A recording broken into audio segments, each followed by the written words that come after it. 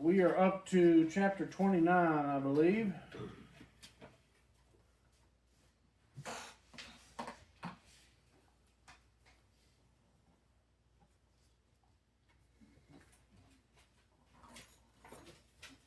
All right. Chapter 29, beginning in verse 1, says, Then Jacob went on his journey and came to the land of the sons of the east. And he looked and saw a well in the field, and behold, 3 flocks of sheep were lying there beside it. For from that well they watered the flocks. Now the stone on the mouth of the well was large. All right, now, which way did Jacob go to head to Haran? North. North. Does anybody want to guess why this refers to the people he found there as the sons of the east? Because they came from Persia? Yeah, where'd they come from before they moved to Haran? Remember, Abraham was from where? Ur. And Ur was several hundred miles to the southeast of there. And actually, if you look on a map, you'll find that Ur is, I won't say due east, but very close to being due east from Jerusalem. But you got to go north and then back south to get to it because of the desert. So the people that were living there, the extended family of Abraham and his, distant relatives, all came from that area to the east.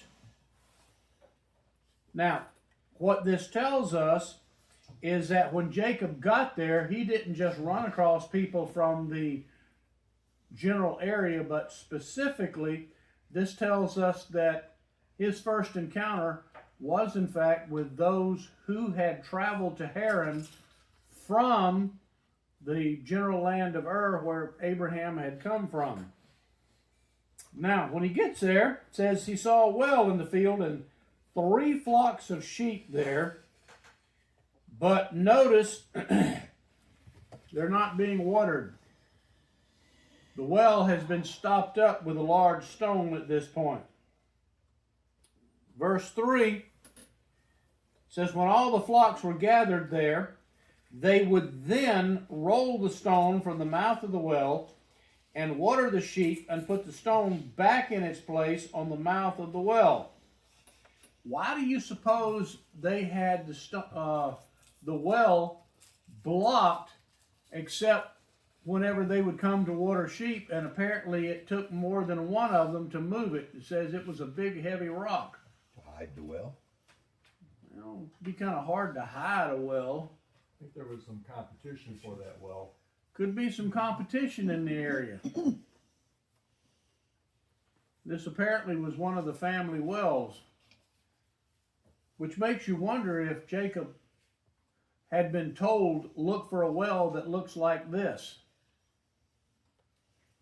Because who else would have been familiar with that well? His mama. Yeah, Mama. Mama came. Mama. All right. But it gets interesting from this point on. Verse 4 says, And Jacob said to them, My brothers, where are you from? And they said, We are from Haran. Now, again, to refer to them as my brothers, that was just rhetorical. Because Jacob's never seen them before in his life. But he has traveled several hundred miles to the north. He's probably found more than likely the well that, Mama has described. Said, look for a well that looks like this. Find some people around it. Now, the fact that he is several hundred miles north and definitely out of Canaan, what do you notice that's rather unusual about this conversation? Well, first of all, he called them my brethren. Yeah, but that may have been a guess or just no different than running across some people and say, hey, friends, what are, or neighbors? Because they asked where they were from. Well, but you're overlooking the obvious. Nobody set on him to steal from him. Nope. Looks like he took control. Well, we'll see that in a minute. Notice they're speaking the same language. English. Yeah. Have you noticed you can go anywhere in the galaxy and people speak English? Yeah, at least according to the book. Star Trek. Yeah. Star Trek and Star Wars both, they all speak English no matter where you are in the galaxy. Yeah, they speak Hebrew. And, well, Moses tells us they were from the land of the east. Now, Jacob would not at this point have known that, at least not yet, because he's never seen them before. But he speaks Hebrew to them. He's about probably 500 or 600 miles north of, Beersheba.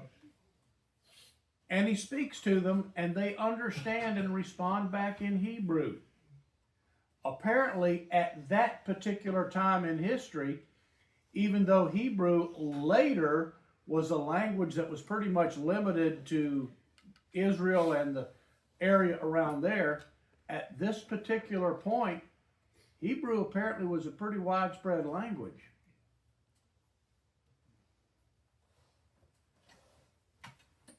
All right. And by the way, even after Aramaic became the spoken language of that region, Aramaic and Hebrew are linguistically related. Sort of like the difference between Spanish and Portuguese. They both came from the same language. All right, so he responds or talks to them in Hebrew. Where are you from? And they said, we're from Haran. And he said to them, do you know Laban, the son of Nahor? They said, we know him. And by the way, was Laban the son of Nahor? No, wasn't he the son of Terah? He was the son of Bethuel. That's right. Bethuel was the son of Nahor. So why did he ask him or describe Laban as the son of Nahor? Because that he probably knew something a couple generations. Yeah, keep in mind that when we distinguish between father, grandfather, great-grandfather, in Hebrew there's no such distinction. The term father can mean any ancestor. Whether you're, that generation, the one before that, or the one before that. So in essence, you're the son of every one of your ancestors. There you go. Yep. That's just a part of their language.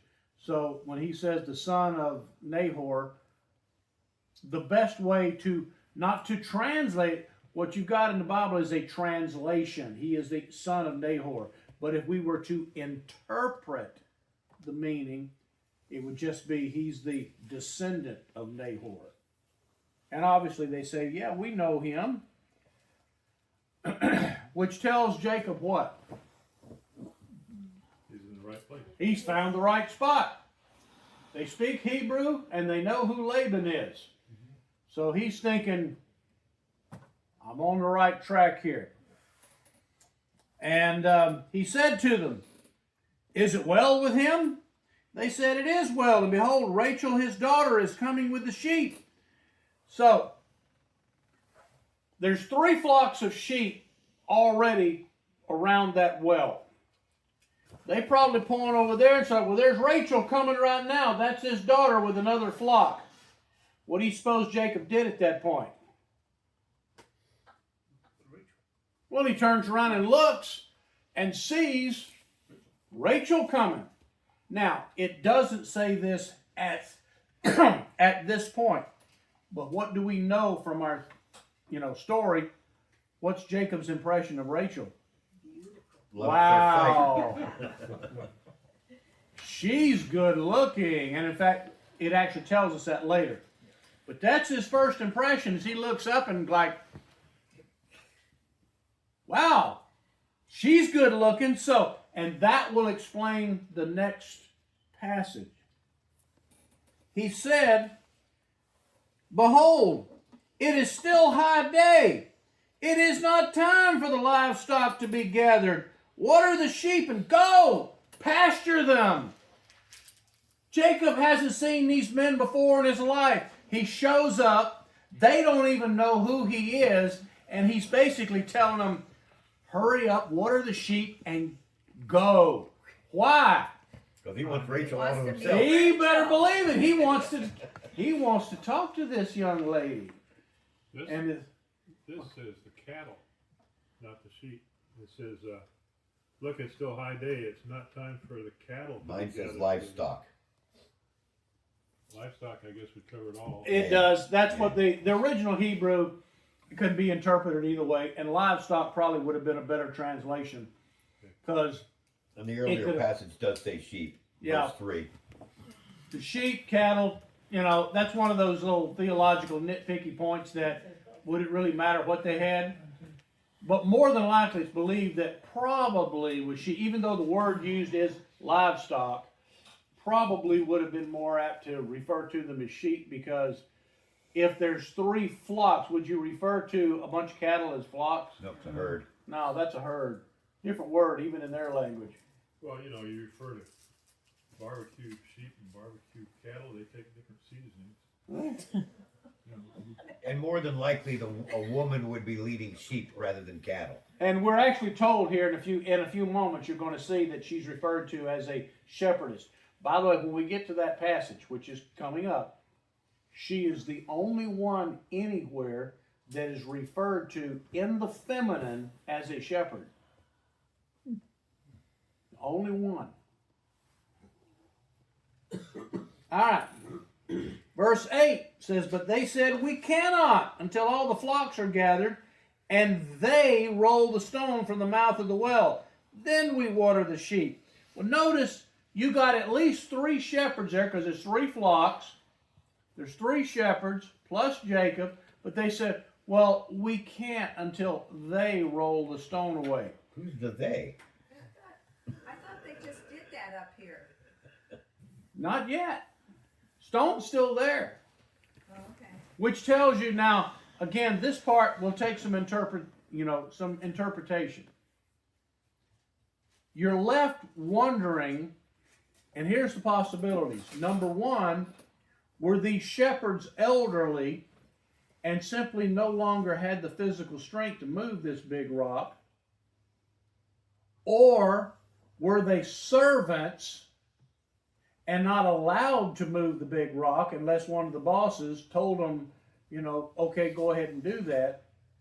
Or 3, and this might actually be closer to the truth, they were just too lazy to do their jobs. Ended up getting Jacob to do it for him. Yeah.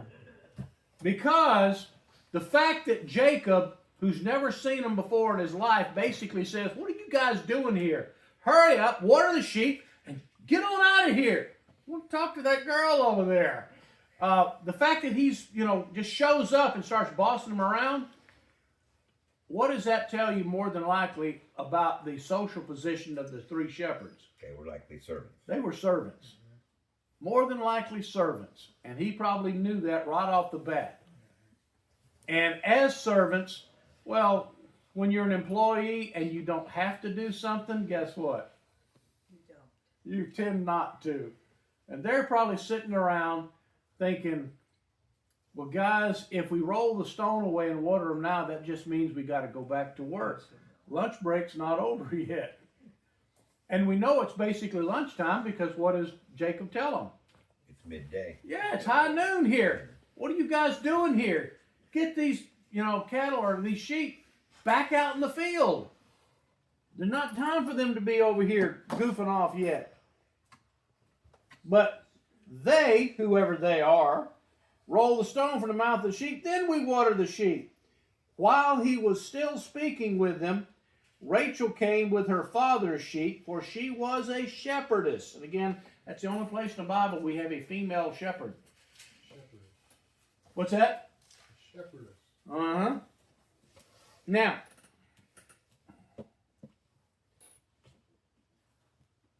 he's trying to get rid of them so he can talk to Rachel. Verse 10 says, "It came about when Jacob saw Rachel, the daughter of Laban, his mother's brother, and the sheep of Laban, his mother's brother." Notice again, the emphasis has nothing to do here with Isaac or Jacob or anything. His mother's brother. Even here, the emphasis keeps pointing back to the relationship with Rebecca.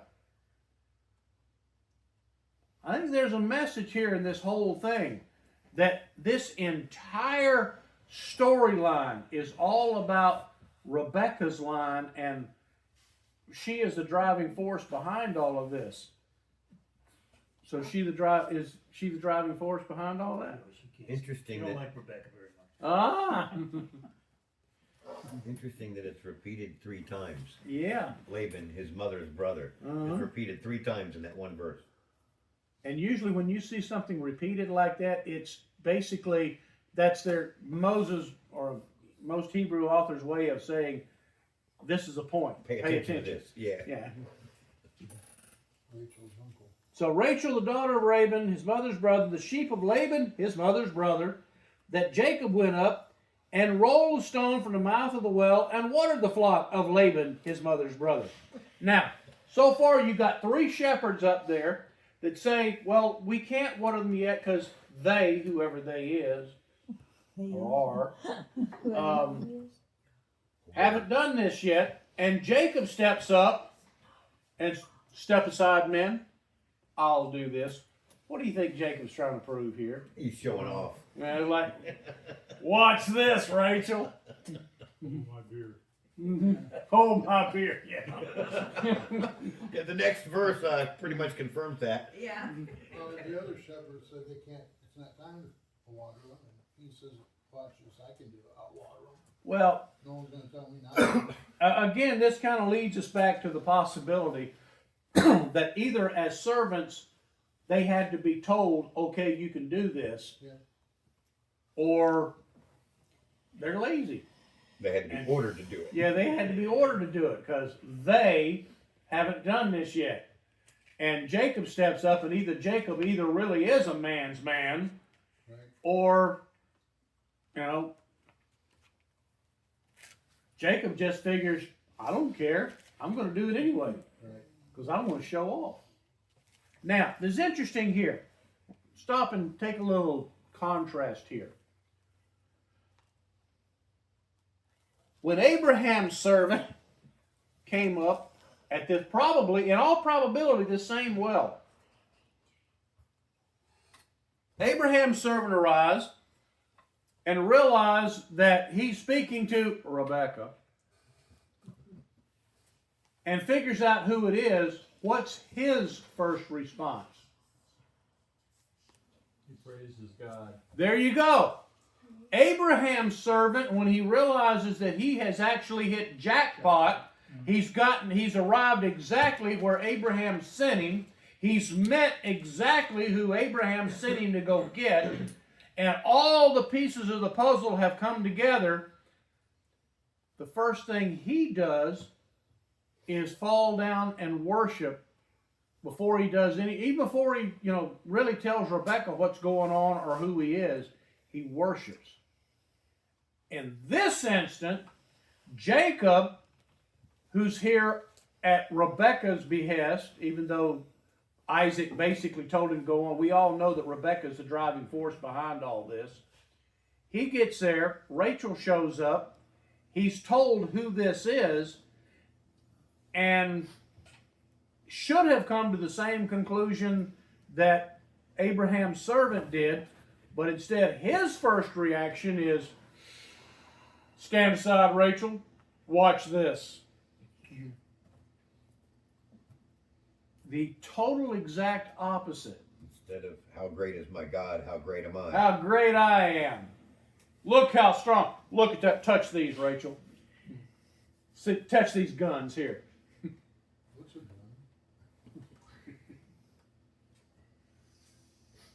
done? You can come touch mine right here. Yeah, of course she wouldn't have known that either. So he shows off. Drastic contrast from the previous generation. But verse 11 also, then Jacob kissed Rachel, lifted his voice and wept. Kind of forward of him, and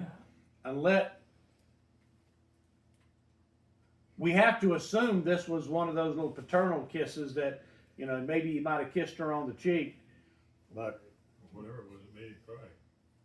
yeah. She didn't resist, apparently.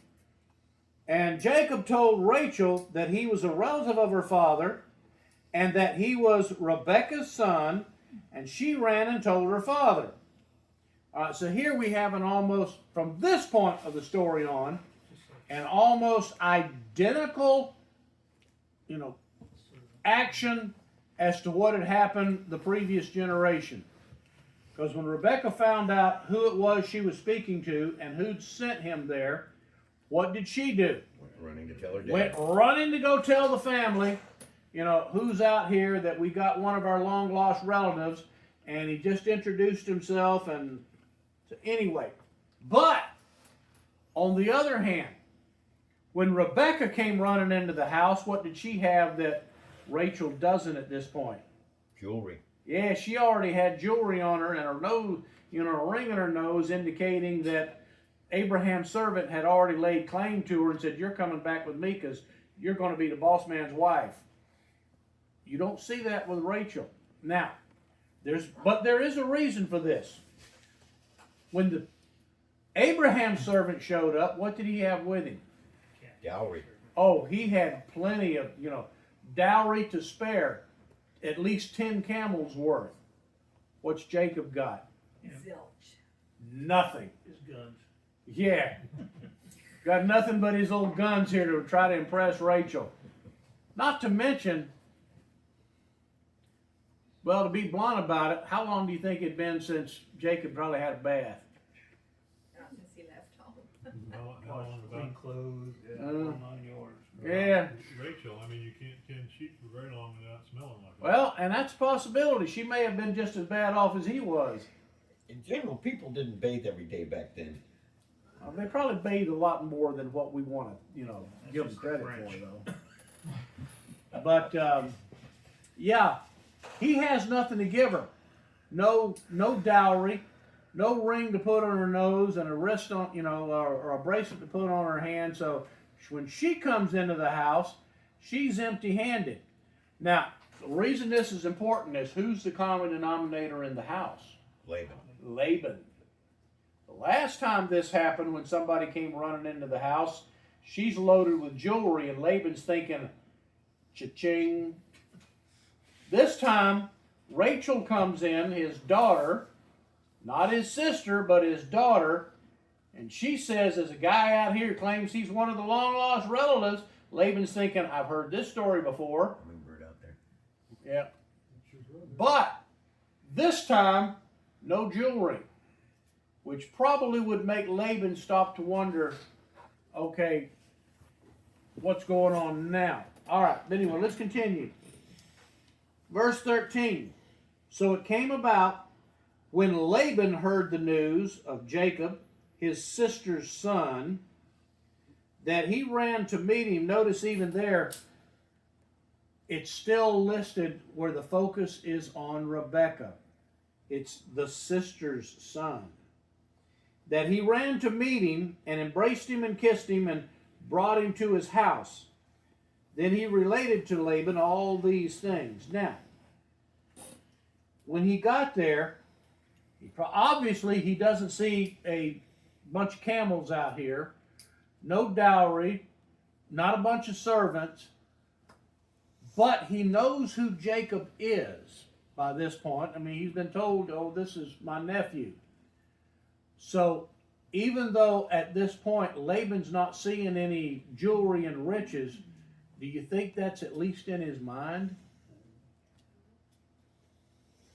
He's wondering if, well, maybe there's a caravan coming behind him. Because we already know that Laban is as conniving as Rebekah is, or worse.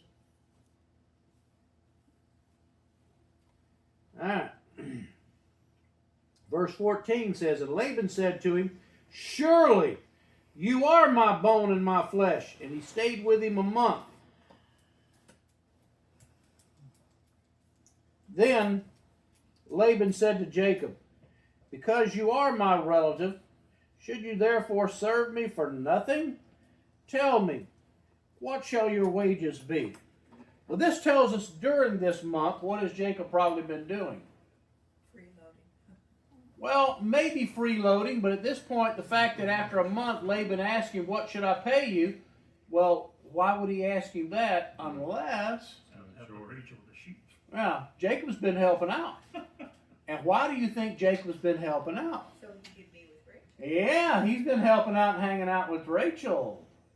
Yeah. Jacob's not done. Jacob may be sneaky and conniving, but he's not stupid. He knows what he's there for, and he's already noticed Rachel apparently is good looking, so yeah, he's spending a month out hanging out with Rachel. And then after a month's worth of work, Laban's left with a dilemma. I'm sure after a month he's figured out there is no dowry coming, at least not at this point.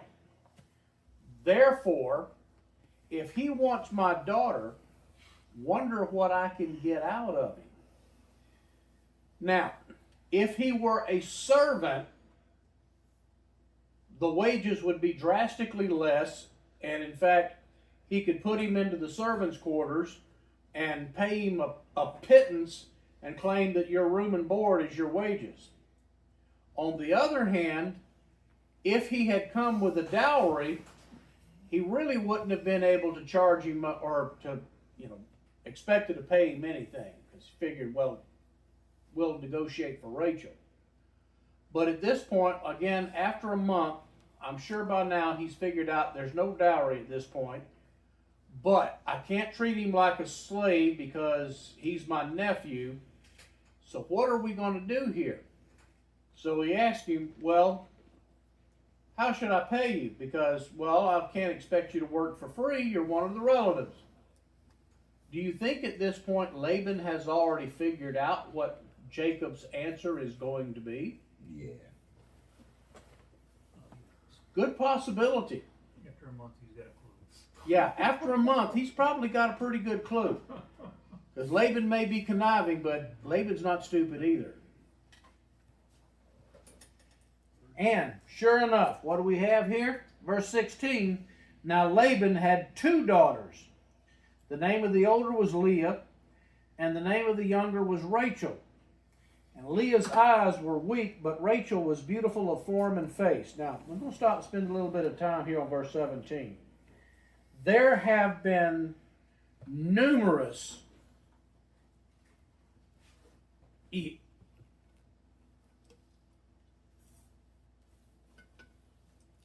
the word I'm looking for here? Attempts to explain this issue with Leah's eyes. In the original Hebrew, it does literally say her eyes were weak. Some have said it means exactly that she couldn't see well. Extremely nearsighted like me. Yeah, I'm blind as a extremely bat near. without these. Yeah, there Or have been. maybe she had lazy eye. Well, but see, that's just it.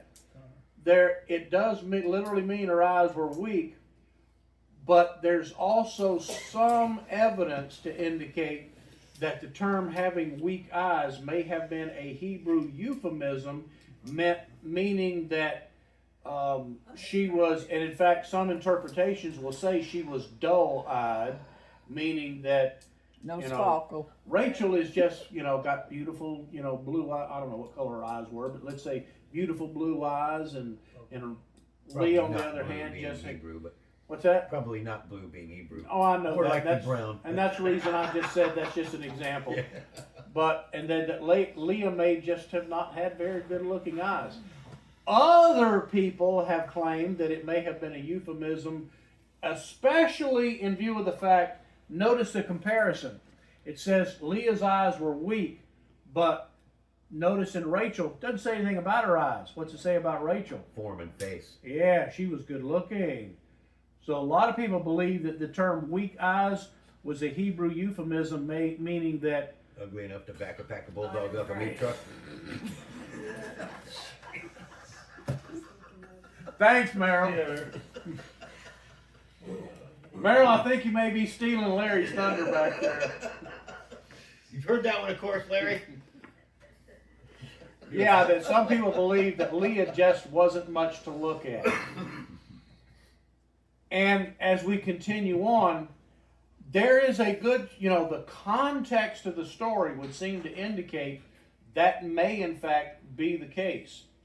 Because what do we know as we continue through, on, our study Sunday and next week, we'll see that one of the biggest problems that Leah ran into for the rest of her life was Jacob didn't like her.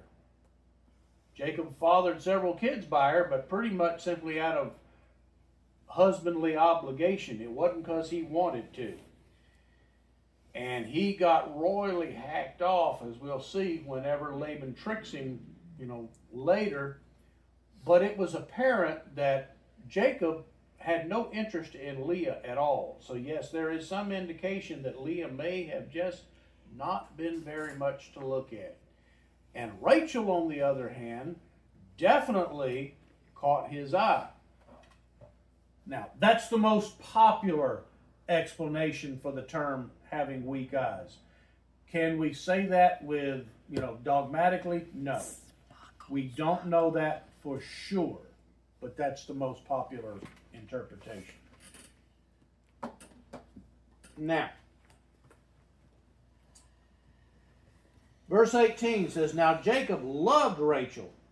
Now, interesting, he's known her for a month. And in that month's time, he and Rachel apparently been obviously spending some time together. Because said Jacob's fallen in love with her. Said, love Rachel. So he said, I'll serve you 7 years for your younger daughter Rachel. Now, what do you think at this point Laban's thinking? Because, again, Jacob has no dowry. He has shown up empty-handed. If he's willing to serve 7 years, he's basically telling Laban, your daughter's valuable to me. Probably was not a smart thing for Jacob to own up to at this point. He should have said a year or 2 years, but no. Jacob in his foolishness agrees 7 years to slave for her. Laban said, well, it's better that I give her to you than I should give her to another man. Stay with me. Laban thinks that's a pretty good deal. I get the services of basically a slave here who's young, able-bodied, muscular, 7 years worth of labor out of him before I have to give Rachel, my daughter, to him. Also, since he has agreed to serve for 7 years, what does that tell him he's going to get out of Rachel? She'll be there too. 7 more years of work out of her. Because normally, if you marry your daughter off, where's she going to go? Live with her husband. Yeah, she's going to leave. They're going to go back and live with the husband's family. For 7 years, he gets to hang on to his daughter, plus the future son-in-law. So he's essentially got this is a good deal for Laban. Twofer. What's that? Twofer. Yeah, he's getting a twofer out of this deal. So, good for him. So he says, well, stay with me. Deal.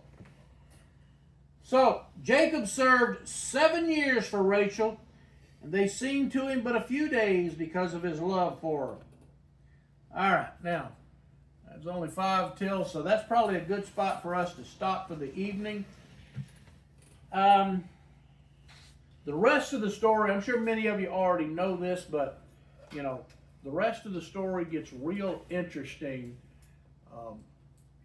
And this is one of the more convoluted stories in the Bible.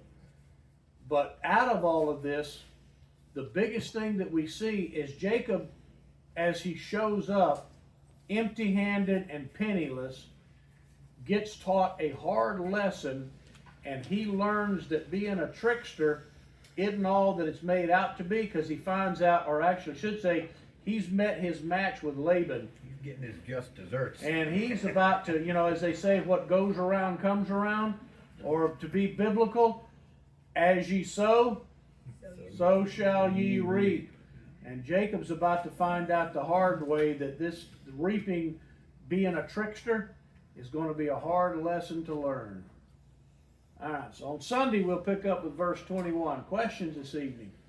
I got one,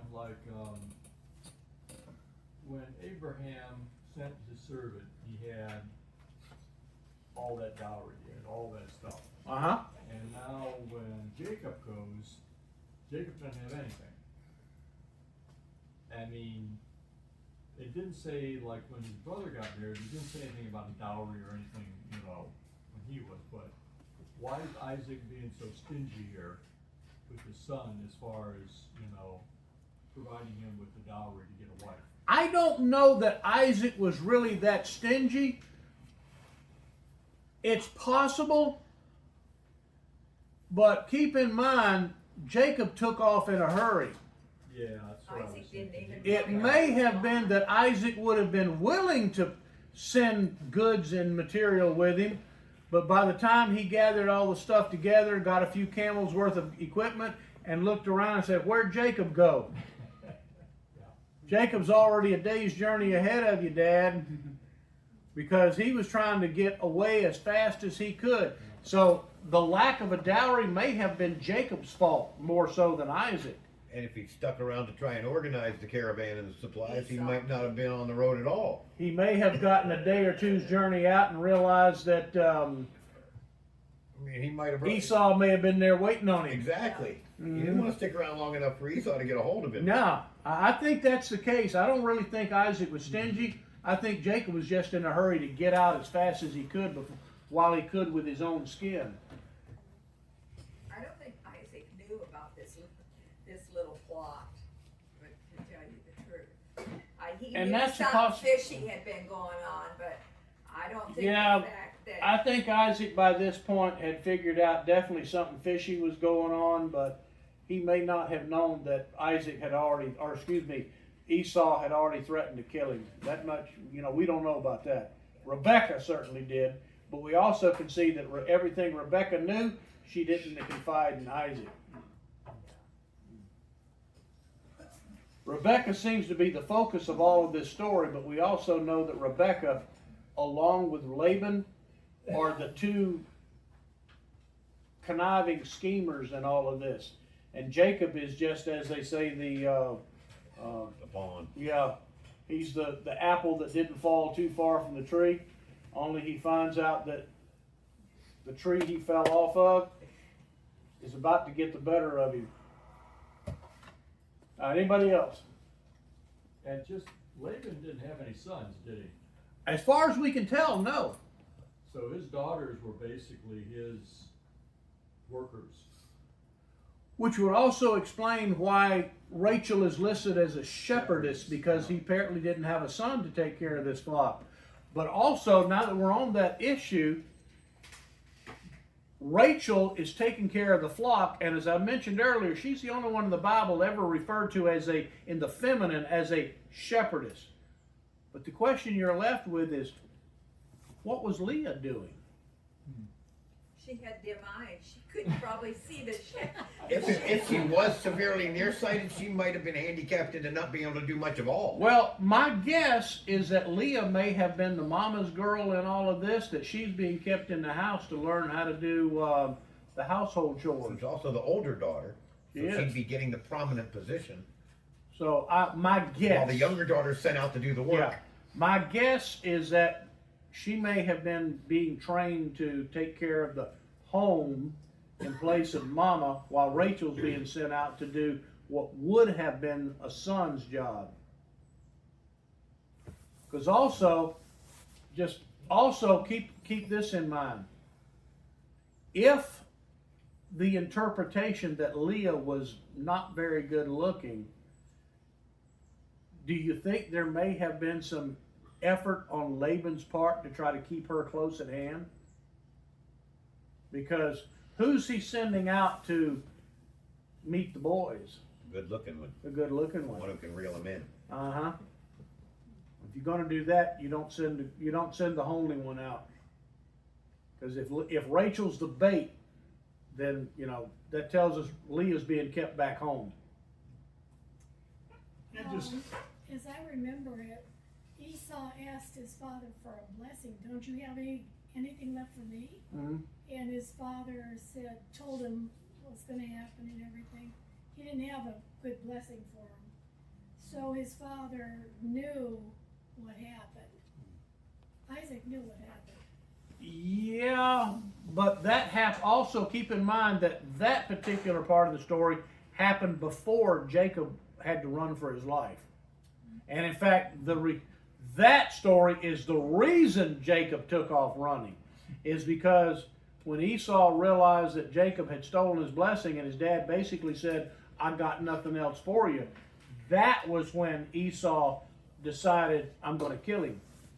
Before that, Jacob had no reason to run. Anybody else? Yeah, I was just gonna mention, I wondered too, maybe that rock rolling away might have been a rarity, might have been an artesian well too. And that's a possibility. Because that's rare out there, so it would have been very valuable. There are known to be a few artesian wells in that part of the world.